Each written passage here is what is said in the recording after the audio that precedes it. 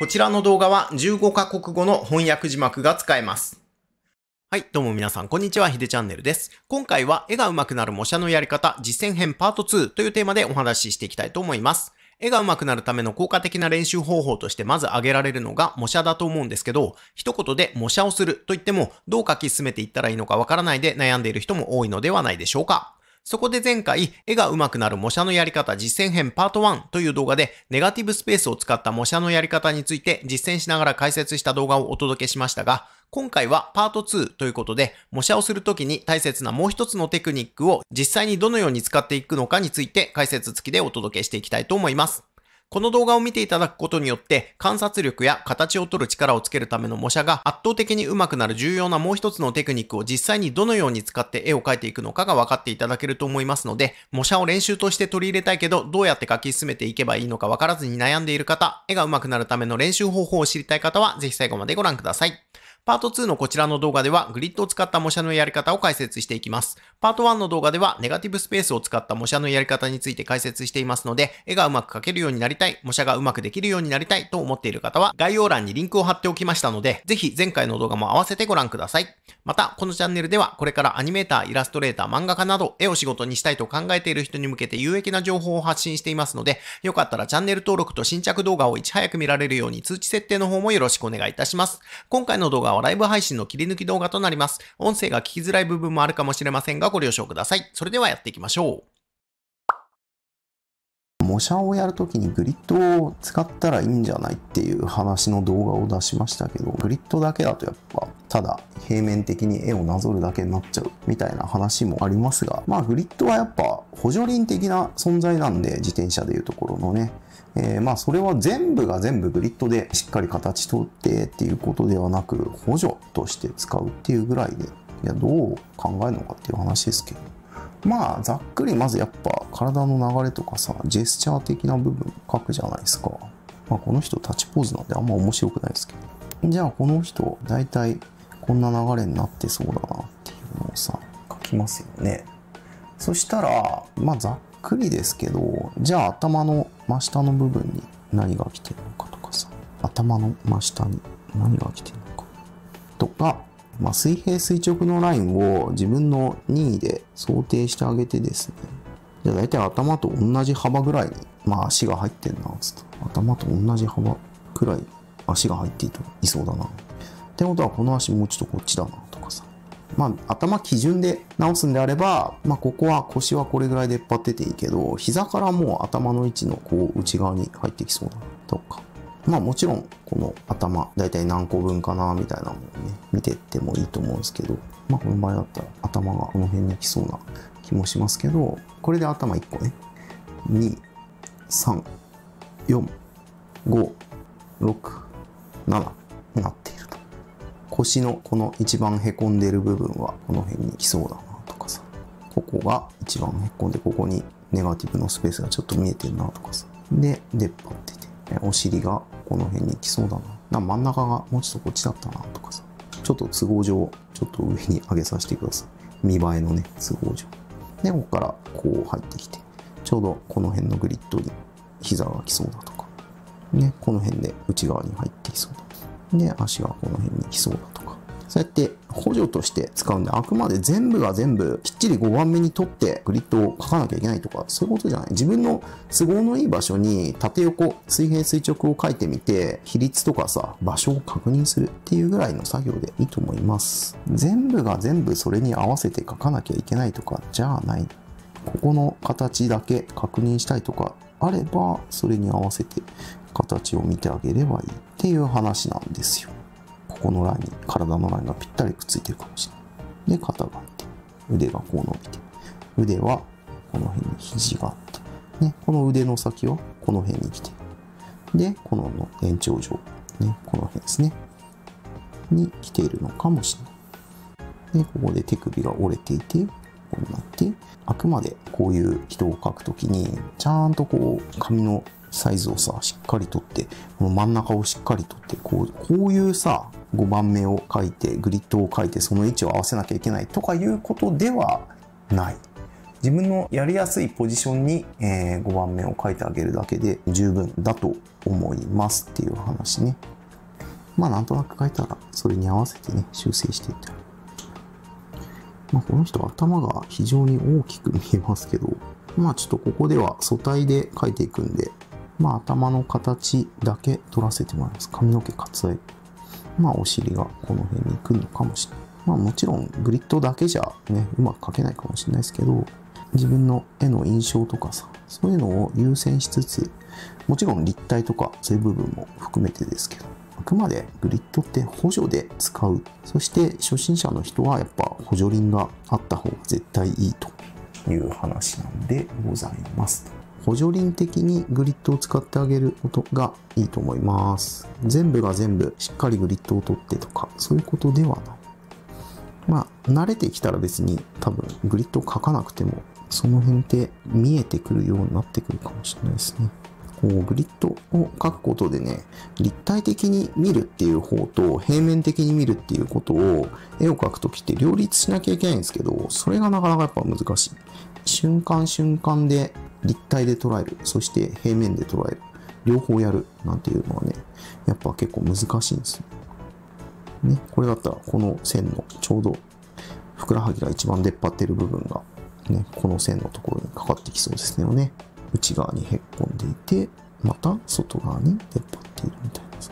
グリッドがあるとね、大きなミスを犯さずに済みそうです。今ちょっと正確にグリッドを取ってないんで、ちょっとずれてるかもしれないですけど、大体合ってるでしょ。大体。物を観察するっていう力がまだそこまでないよって方は絶対グリッドあった方がね、観察するっていう部分で役に立つんですよ。水平垂直に対してどれぐらい間違ってんのかみたいな部分がね、よく分かったりとかするんで、そういう意味じゃ最初はグリッド書きで補助をつけてあげるっていうことをしてあげるといいんじゃないかなと思いますっていうね、お話でございます。では次。まず最初に全体の流れをなんとなく書いていく。軸を捉えてね。この人ヒール履いてるんでだいぶ長く見えると思いますけど。で、首から、この横の場合はもう肩の位置変えて体の厚みちょっと取りながらやっていっちゃいましょう。こうなって。お尻がこの辺に来そうだなっていう、ね、感じがしますよね。そしたら今描いたこの線、体の一番出っ張ってる部分、この面に対してがどこなのかなっていうのを一旦探ってあげましょう。そうなってくると、見てください。一番出っ張ってる部分が間違っている。ね、間違ってんだなっていうのがわかります。で一番出っ張ってるのはこの腰の、足の大天使の付け根の部分の、この辺が一番出っ張ってなきゃいけないよっていう話ですよね。そして、ここの線をグリッドを入れてあげる。ここから内側にこうね、足のラインが向かうようになっていますよね。反対も一番出っ張ってる部分どこかな？お尻のここですよね。線を引いてみましょう。そうすると、ここが一番出っ張ってそうなんで、この腰幅はでもこれぐらいじゃないですか。だから、ここにまっすぐ線を入れたときに、肩の位置もうちょっとこっちかな。頭の位置で言ったらもっと全然こっちだったなとかさ。ね。が、水平垂直のラインを使ってあげるだけですぐわかる。自分の間違いが。この人が頭小さすぎるかもしれないけど。そしたら、それに対して肩の位置この辺かなとかさ。こうやって見ていくと。お尻の真ん中がこの辺に来そうなんで、足がこの辺に来そうですね。ちょっと頭身のラインは割愛しちゃいますけど。で、こう来て、ここのね、ネガティブスペースの形、どうなってんのかなとかさ。そういうところも合わせてみて。でここから足がスーッと来て。そういう見方をしてあげると、なんとなく、そこまで絵が崩れずに描ける。ね、ここのスペースがちょっと近すぎるな。つまり足がこっちに斜めになっちゃってるんですね。これでいくと。だから、修正してあげた。ね、もっとこっちだったな。ここの角度が。ね、全然もっとこっちだったな。とかさ。だから、こっからここまでの距離感もね、合わせて見れる。立体を見ながらスペースを見るっていうのがね、やっぱ大事かなって思います。ぜひ、そういうのを合わせてね、見てあげてほしい。